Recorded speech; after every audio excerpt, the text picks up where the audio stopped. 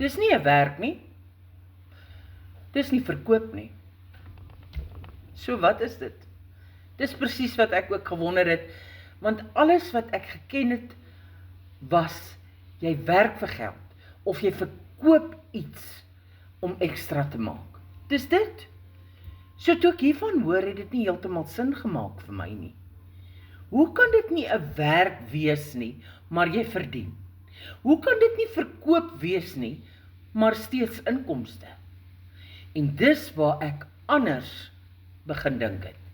Want as dit nie gaan oor werk op verkoop nie, gaan dit oor posisionering, om jouself te koppel aan iets wat reeds werk, iets wat mense reeds gebruik, en jy speel net 'n rol, en dit is om dit te deel.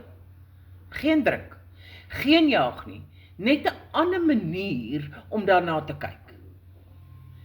Een ding wat ek weet, dis beslis nie wat ek gedink het dit is nie, en miskien is dit presies hoekom mense dit mis.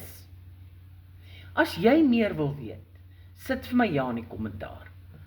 Ek stuur vir jou die detail.